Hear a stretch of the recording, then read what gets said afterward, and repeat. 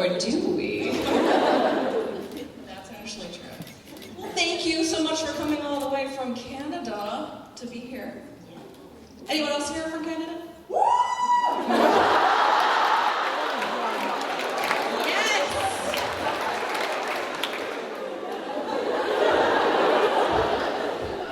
Canada is being represented. The one rowdy Canadian that exists ever. From Montreal. Yes. So, ladies, it's been a year since the Carmilla movie came out. Oh my gosh, yes. You two have been all over the world promoting the film. What has it been like for you to just meet fans everywhere and just experience this? Like, what a cool thing to experience. Yeah, tell me about it. It's been completely wild, and it's been so wonderful to be able to put faces to all of the folks that we interact with online, and to get to experience new cultures and new cities. I mean, I had never, actually before this year, I had never had the opportunity to travel outside of North America, so it's been such a gift. Yes. It was great. I loved watching that video. It was for the anniversary, the Carmilla-versary. And Nat backstage was like, we really did kind of grow up together. I was like, yeah. It was like watching like a high school reunion videotape or something. I was like, there's been so many moments.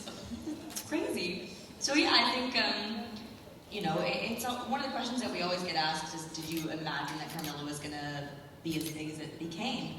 And, you know, it's so surreal and strange to have 3 seasons and a feature film of the show under our belts, and for it to just keep on growing and keep being able to meet people and realize how it's spread all over the world in such a positive way. So it's wonderful. Now, I know the Creampuffs.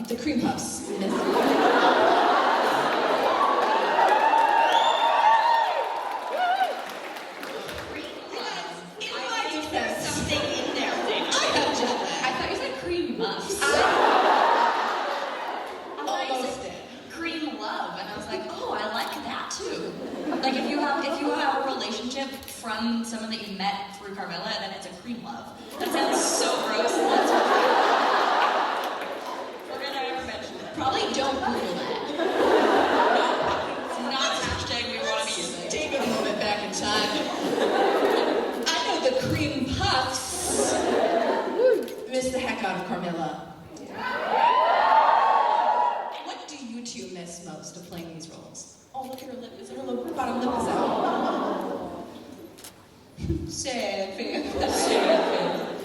I definitely miss playing a vampire, for sure.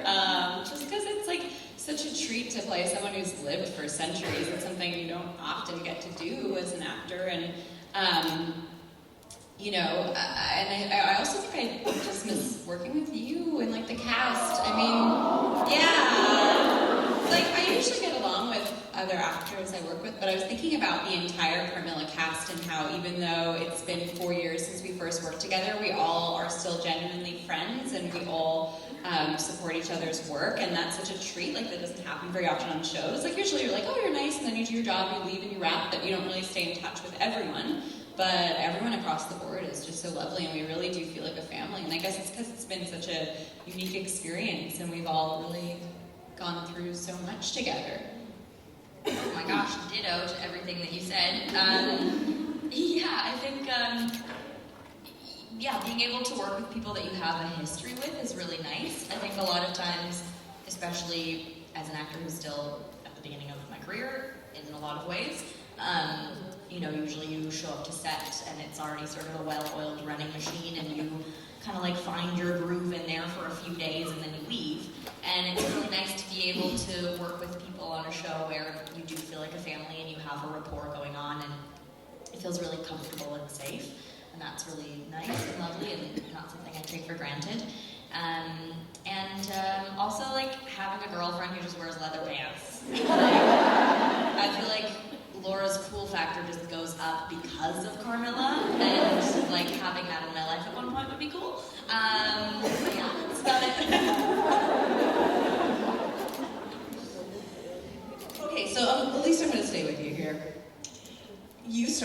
branching out into directing.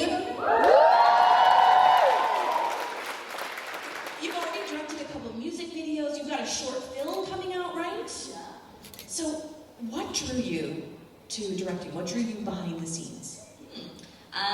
Well, yeah, I've done a few music videos. I just directed one for Caitlin Alexander. They have an EP coming out, and I directed a music video for their song called Time Tells. You should go check it out on the YouTube. And I directed a short film this summer, and I produced a short film this summer as well that we're working on in post.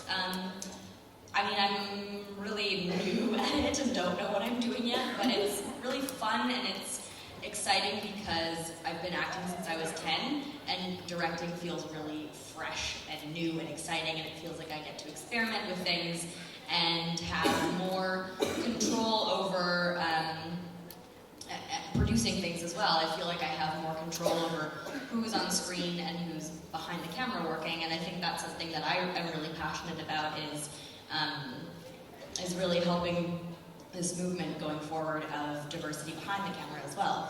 And so I think on every set that I've worked on, that I've produced or directed, at least 50% or more have been women or people of color, and that's something that I would like to continue to do. And that's like a mandate that I've set for myself.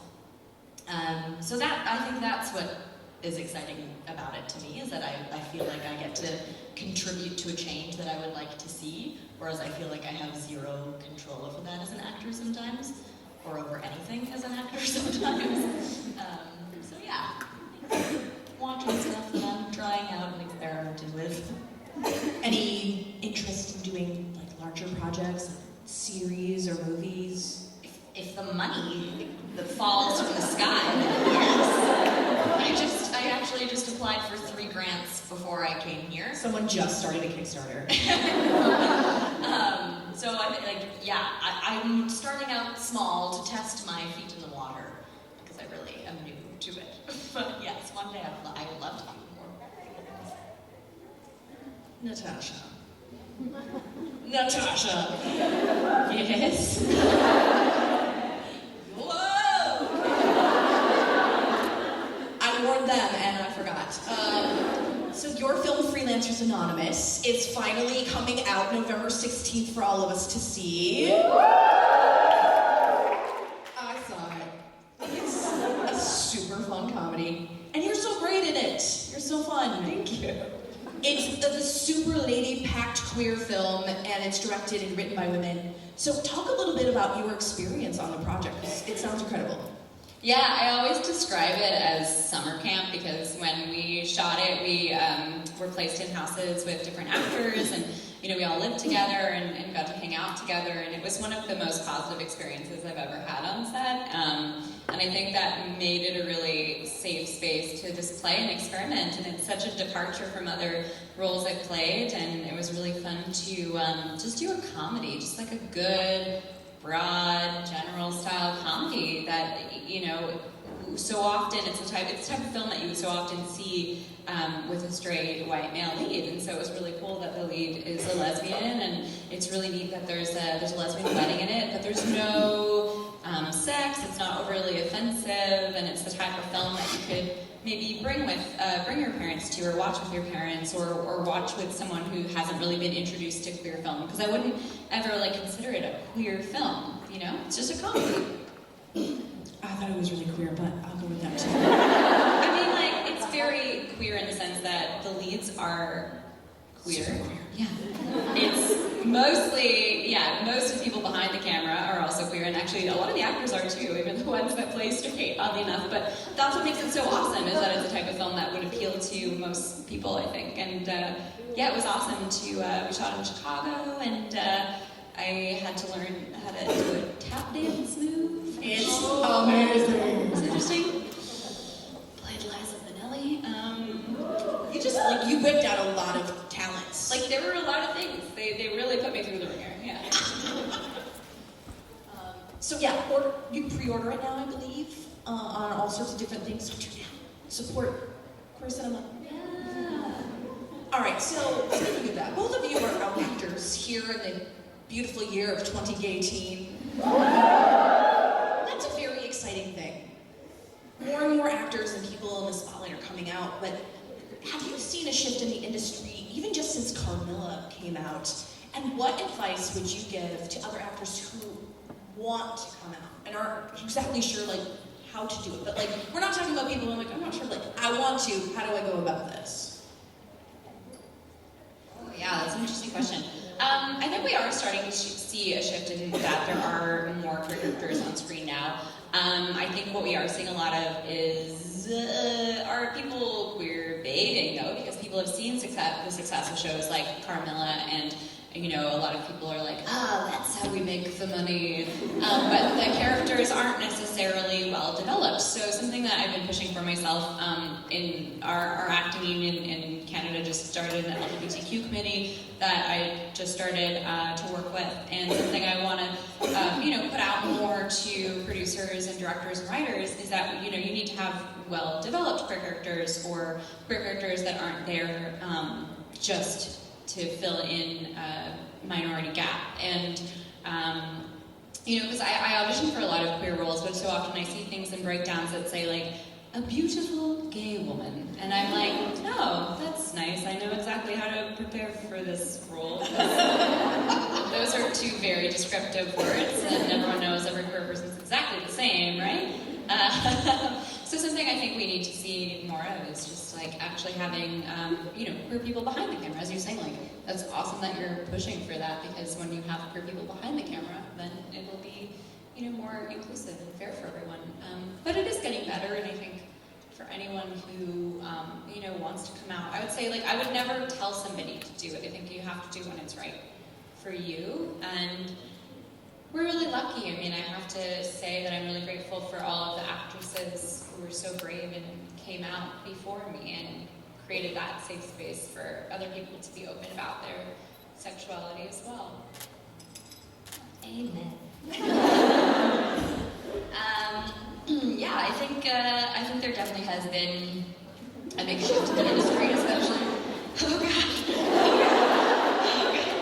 pressure. Since Carmilla started, I was thinking, Carmilla was 4 years ago that we did season 1, because we filmed it and released it in the same week. But since we did season 1, things have shifted so massively, and I think one of the reasons that Carmilla was so successful is because there really weren't a lot of shows, and there still aren't a lot of shows where the two leads are gay women on the show. And so I think that, like, a lot of times you'll see other people in supporting roles, but having the show centered around a queer love story was pretty revolutionary. And I think, we have gone a lot further since Carmilla was released, but I think there's still a lot further to go, and especially in terms of the kind of queer relationships that we are showing. I think it's not enough to just have Carmilla. I think we need so many more people on screen, and different genders, different ethnicities, different sexuality types. I think it's really important to see it all, and to see it all reflected on screen. And so that's something that I would like to keep fighting for. And in terms of coming out, I think, like Natasha said, is I think when the time is right, you'll know. As weird as that sounds, it is one of those things where I don't think it's anything that should ever be rushed if you're not ready to do that. But it is something that I think the more we see of people being out, and the more celebrated that is, then the more comfortable people are to follow suit and to go, okay, it's not as scary as I thought in my imagination it might be, and look at actually how much success a person can have when they do that.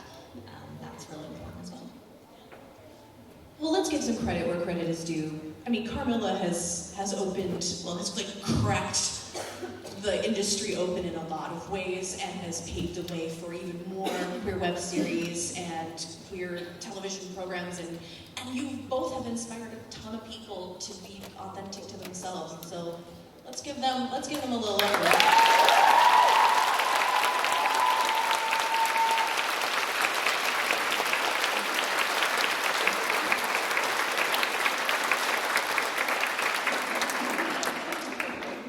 Switching gears. Now, my Hollstein panel moderations have been infamous for the scene readings of queer characters for television and film. It's really different. We've done it twice now, okay? And I thought a lot about it. And we're doing something totally different for this panel. Oh, do not do that.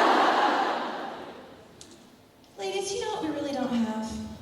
What, Dana? A lesbian Christmas movie. Queer holiday rom-com.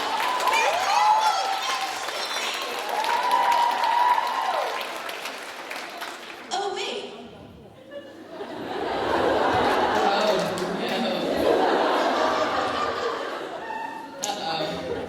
I seem to have one right here.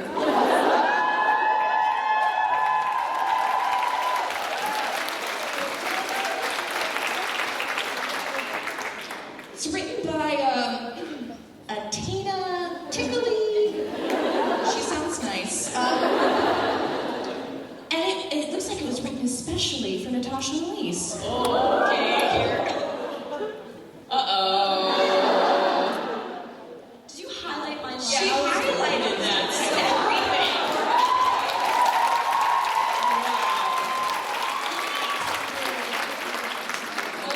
Okay. Oh boy, we're getting serious. A beautiful gay woman. No,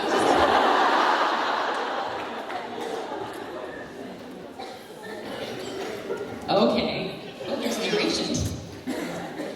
The film is called Boughs of Holly. Natasha Negovanlis is Holly Jones, a no-nonsense workaholic whose Grinch of a boss sends her to the idyllic town of Mistletoe, Manitoba on Christmas Eve to close a deal.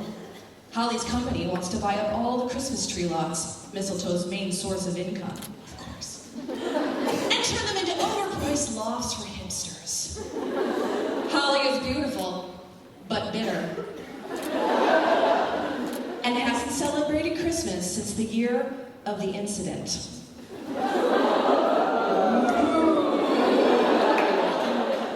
Elise Bauman is Zoe Pine.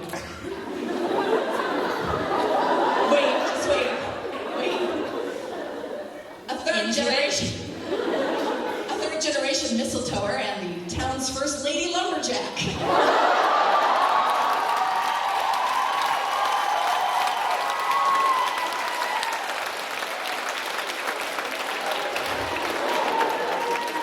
Look at her go. She's been working overtime to supply the town with the butchest and most beautiful trees in Canada. Zoe loves the holidays, and when she's not chopping wood, she's volunteering at the community center, teaching kittens how to love. Quality. It's the best thing I've ever written. Let's take you to the scene where Holly and Zoe meet. Holly, who's a city girl, manages to drive her rental car into a snow pile and gets stuck. When temps approaching freezing, she sure is in a pickle. Great. This is exactly how I pictured my death. Freezing to death in a mid-sized rental in a strange town. And of course this place doesn't have any cell service. Are you happy now, Sam? Zoe, who was vigorously chopping wood, vigorously, hears Holly's cries. Hey, I couldn't help but notice you're in a bit of a jam. Oh, perfect. Now I'm going to get murdered by a sexy lumberjane.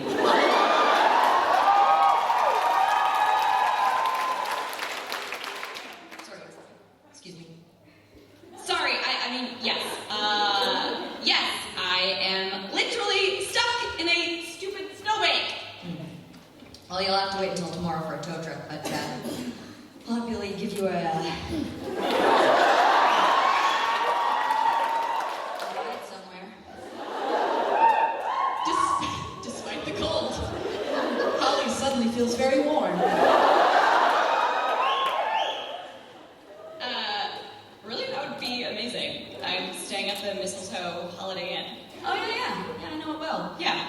hop in my rustic but well-maintained pickup truck, which tells you that I have an affinity for the classic, but I'm also really good with my hands. Great truck. Thanks. Restored it myself. God. So, that's literally your line. Oh, God. What brings you to the fair city of Mistletoe? I'm here on business. My company's buying all the tree lots to turn them into high-priced condos. Didn't you hear the narrator's opening dialogue? Sorry, excuse me? Although I'm not sure who would want to live all the way out here. I live out all the way out here. And I make a living from those lots, so does most of the town. Well, this went from hot to awkward super fast. What's wrong with you? Don't you have any Christmas spirit? No. Not since the incident. Okay, there's a lot to unpack there, but I'll ask you about the incident, but I'm upset now, and here's your hotel. Nice meeting you, Thomas. Well, that was strangely exhilarating. And scene. And now it's Christmas Day and Mistletoe is decked out in colored lights. Holly's meeting with the tree lot owners went successfully. They're in a bind. And Holly's company can swoop in and get them for cheap, but something is tugging at her icy heart. She walks down Main Street and sees Zoe building a snowman with the town children. Wearing a very fetching flannel.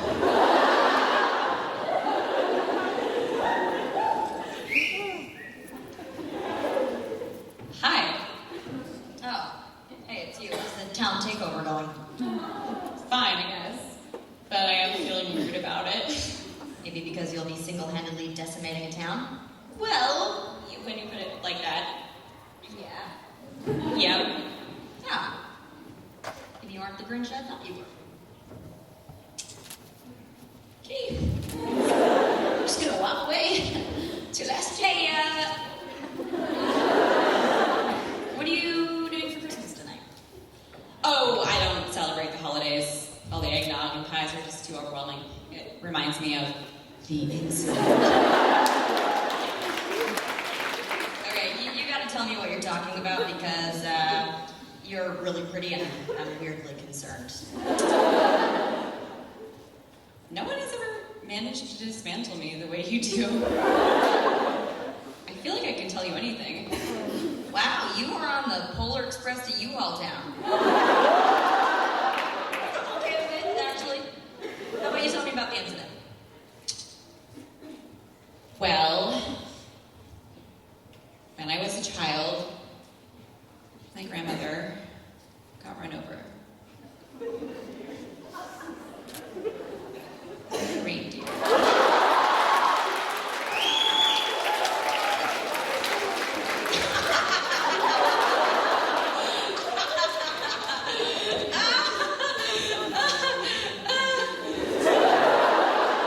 Why are you laughing? Oh my God, you're serious. Oh my God, that's terrible. I'm sure your grandmother would want you to enjoy the holidays anyway. Oh no, she was a joyless misanthrope. But there is something about this town that makes me wonder if all these years I've been missing out. Mistletoe is a magical place. Kind of feel all lightheaded and butterflies in the stomach. Yeah, we have an unusual amount of natural gas. You'll get used to it. Oh. Puts her hand on Holly's cheek.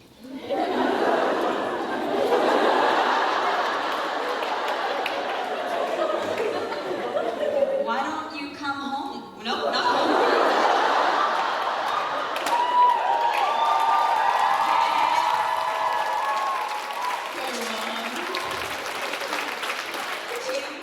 Come with me.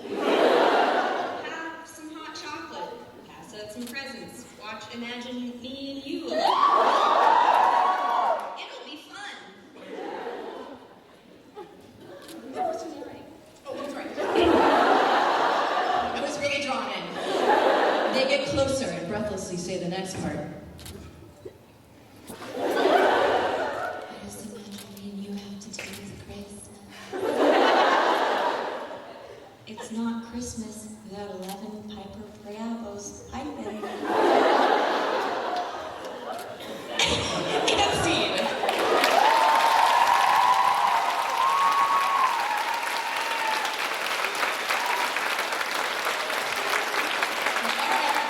The next day, because they are lesbians and we're on a tight schedule, Holly and Zoe have fallen under the spell of the holiday. Holly can't bear to watch the town of mistletoe suffer at her hands. So, I'm not chopping wood. When does mistletoe go down the tubes? It won't. I called and quit my job. No one is buying mistletoe today, or any day, because I'm investing my 401 in the tree lots. You helped me realize that I've been blaming Christmas for all my pain. This town is magic. You're magic. Come here.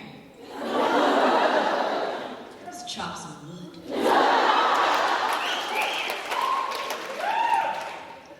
Zoe, can I ask you a serious question? Yeah, anything. What's your last name? Pine. I love you, Zoe Pine. Let's get a cat and name her Carmilla.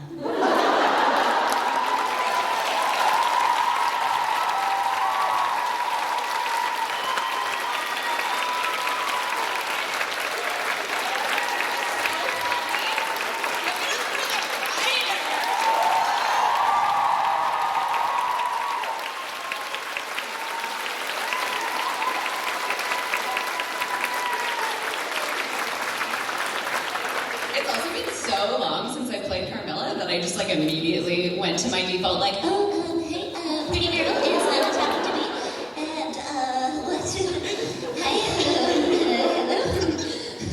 That was incredible. I hope someone makes that. Okay, I am very there for that feature film. that's all I'm saying. So we have another extra special surprise.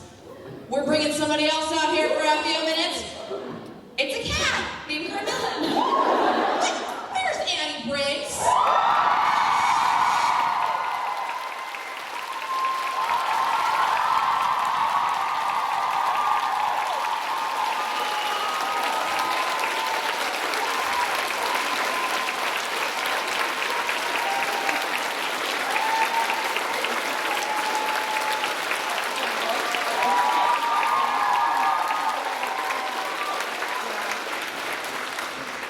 Cool. Hello.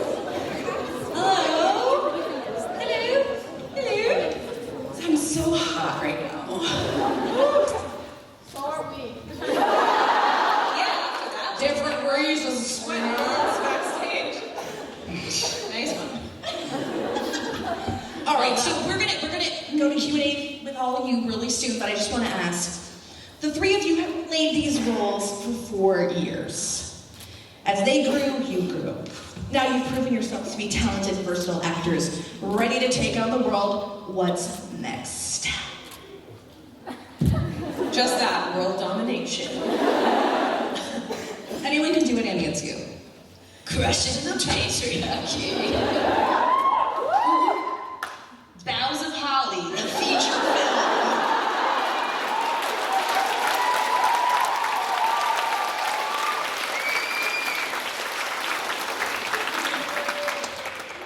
Okay, so that was shorter than I expected.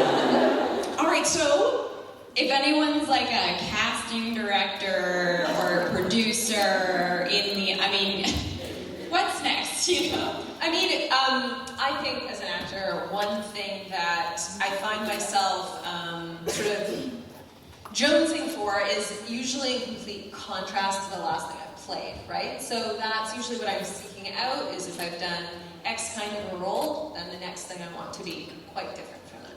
So that's sort of that helped with clairvoyant, huh? Yes. All right, so I'm sure you have questions. None of you?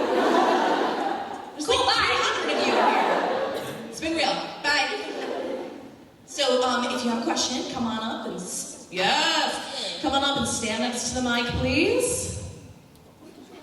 You've got to be kidding me. Goodness, you're also polite. I love Never that. happened, I think.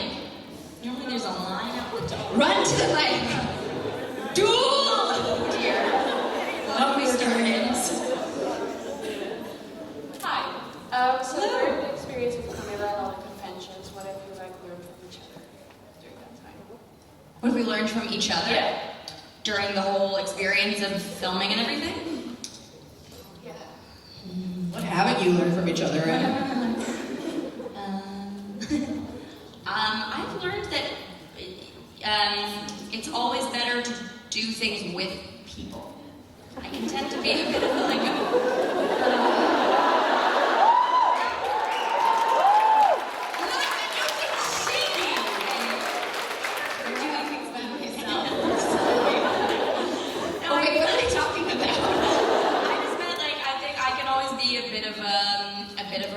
and a bit of a person who is like, I'm independent, I do everything by myself.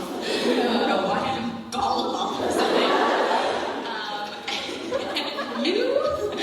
And I think I've definitely learned that it kind of feels like being part of a team when you're on Carmilla. And to just throw in a sports analogy for good measure. I think that's definitely something that I learned is that it's a lot more fun and everything's better when you work as a team. Yeah. I think I've learned a lot about just like what it means to raise other women up and to really truly support each other unconditionally. And similar to what Elise said, that we are stronger when we work together. So that, I think so often, especially in the film industry, because there were so few positions of power for women, we were taught to really tear each other down to get to the top. And I feel like in the past few years, this veil has really been lifted, where it's like we've really realized that we have to have each other's backs.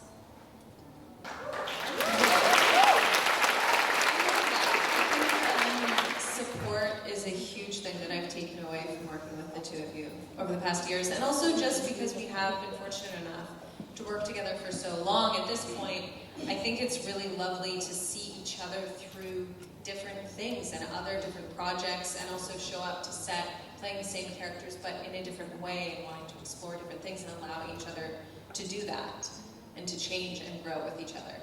It's a big one. Thank you.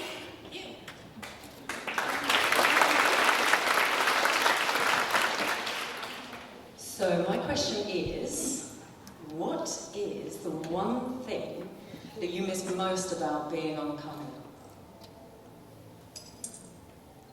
Oh, I really miss the cast. I really miss working together and working with the same people. Like I was saying earlier, I think the fact that we are all very much still friends and a team and supportive. I miss that family atmosphere. I miss the turtlenecks, and that's why I'm wearing one today. You look so good in a turtleneck, though. Some people just can't do it. It's because I have an abnormally long neck. There's lots of playing room. I also miss Harry's costumes a lot. But I also really miss you and Caitlin on set together. There's just so many shenanigans that happen behind the screens that you guys have no idea about. I don't know what you're talking about. Annie is just one of the biggest pranksters ever, and it's hilarious. And yeah, that's all. Yeah, it is just such fun working with the people we get to work with. It's so joyous, and you don't always accept that. So that's what I miss. It's good fun. Thank you. Okay, if you could play any character, fictional or not, who would it be and why?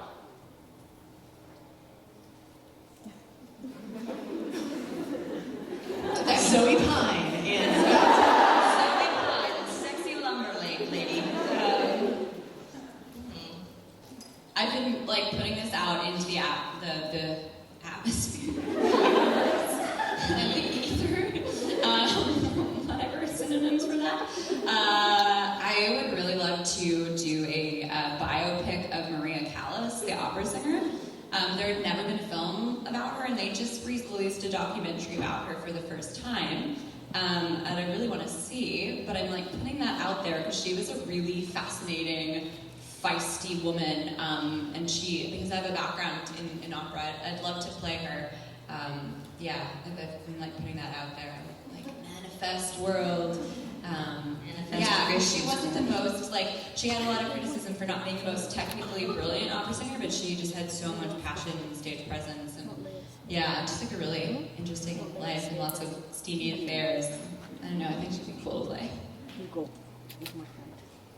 That's a hard question to answer because my brain goes in a million different directions. But I will say, I think one thing I'm really interested in exploring right now, more as a theme as opposed to specific characters, but is the idea of taking well-known mythologies and re-examining them in a contemporary context and from a female perspective, and what that looks like.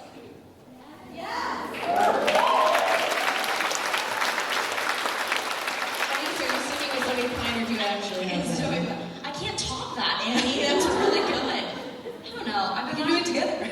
Let's do it. Okay, sweet. That's my answer. No, I was watching a show called Atypical, and I really liked the... Anyways, the daughter in that, I really watched it. You did, actually. Yeah, you did. And then I listened. Yeah, the daughter from that, I really dig. I think she's really cool, and she just has a lot of cool sports clothes that I want to wear. It'd be great in a role like that. It would be, yeah, like something that's where you're, like, there's a lot of fights. No, I know, I remember now. Okay, so Melissa McCarthy did this amazing role in a movie that I can't remember the name of. I think it's called Can You Ever Forgive Me? Yes, it is. Yes. I don't think it's out yet, so none of you are gonna know what I'm talking about. But she plays this, like, really, she's a writer, but she's really kind of cynical and feisty and a little hard around the edges, but lives alone with cats, which seems like me. And but she has this giant heart and doesn't know what to do with it, and that's something that I'm interested in, where it's this character who has this shell of like, but inside is like goo. Did you know that was based on a real person and she was a lesbian? Yeah. I saw the movie at TIFF. It was great. It was a good movie. Anyways, that's what I want to do. Hard exterior, inside gooey. So basically Zoe Pine is what you're saying. Yes.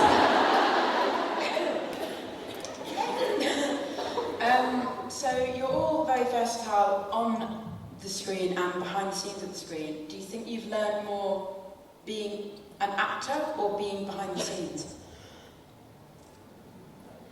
I think it's they both extend and expand my understanding anyway of each given medium. So knowing more about behind the camera and how pre-production and development works can only help me as an actor, and being an actor absolutely only helps me in other areas like directing or writing, for sure. So. Yeah, absolutely. Similar answer, I would say. Like, I would say the same thing. It really helps. One helps inform the other, and because even as an actor, it's always very different when you work with a director who has had acting experience, even if they've never acted professionally, but they've taken acting classes. It's cool when people understand sort of what you're going through, and vice versa.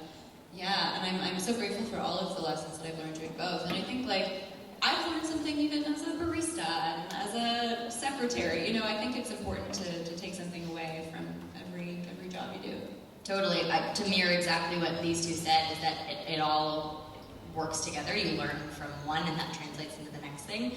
I think one thing I'm realizing, I just produced a short film and obviously worked really closely with the crew, and I've worked closely with the crew when I'm directing, and that's something I'm also realizing actors are quite sheltered in a lot of ways, and I think that's something that for both sides is that the next project that I work on, I don't ever want there to be any hierarchy in Neutral. yeah, like I want it to all be a very collaborative experience, which I did experience on the film that I produced.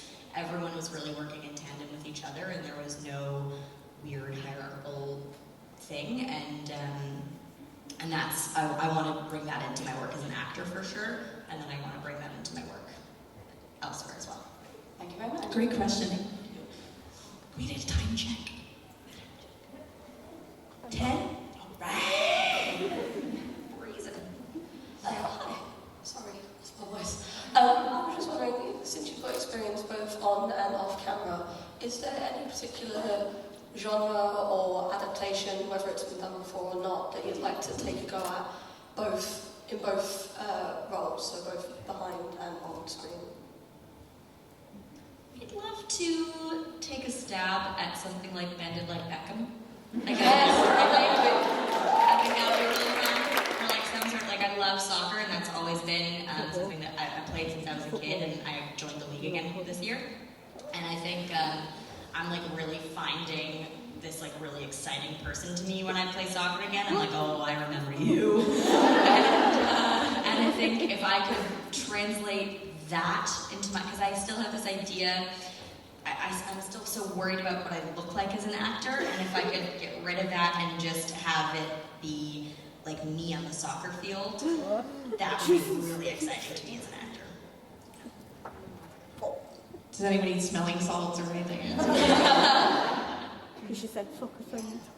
I think I've been having a lot of fun doing comedies. The last two projects that came out that I was in, Clairvoyant and Freelancers, were both comedies, and I just had a really wonderful time. I feel like I really feel like my true self when I do comedy, and surrounded by funny women who just inspire me so much. And even on like the other side of the camera, it's so fun when you get together in a writer's room, or when we get to like come up with our ridiculous schemes.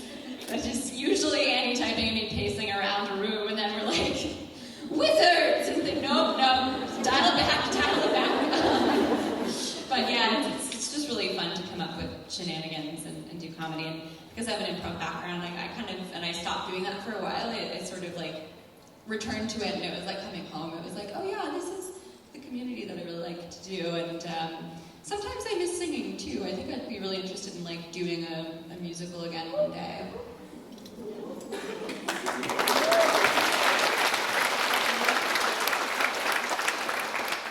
I think actually kind of similar to what Elise talked about. I had a really fun experience working on a project this summer that shot on the East Coast, back to my roots, my homeland, and it dealt with a very rural lobster fishing community. And there were 3 protagonists, myself and 2 men. But over the course of working on that project, I got to talk to a lot of locals in the community, both men and women, and it just put me in mind of that world, but from the women's side of things. So the women fishers, and it's such a fascinating industry, and I just loved playing that kind of character because it had nothing to do with an image or looks of any kind. It's all about skill set, physical strength, and also, at least in the case of that project, the female lead had nothing to do with romantic relationship. It was there for function and to communicate skill and push the story along. So I think something in that area where, like, as a woman, you get to explore strength and ability, scrappiness. We got brothers, it's like, it's in us, right? I want to get back to that. Yeah. Y'all are so cool. Thank you very much. Thank you. Great question. Next up is Frankie from the North. What? She was like set it up. I did a meet and greet this morning. She's like, there's this inside joke. It's so long. It's the bus towards love story. You'll find out. I knew Natasha and I have a clue what you're talking about them. If Carmilla becomes a primetime series, what stories would you like it to explore, and what relationships? How would you want to see the Hollstein relationship progress? And for Perry and Caitlin, what would you like to... Perry and Caitlin. You know what I mean? What would you like to see from their relationship as well?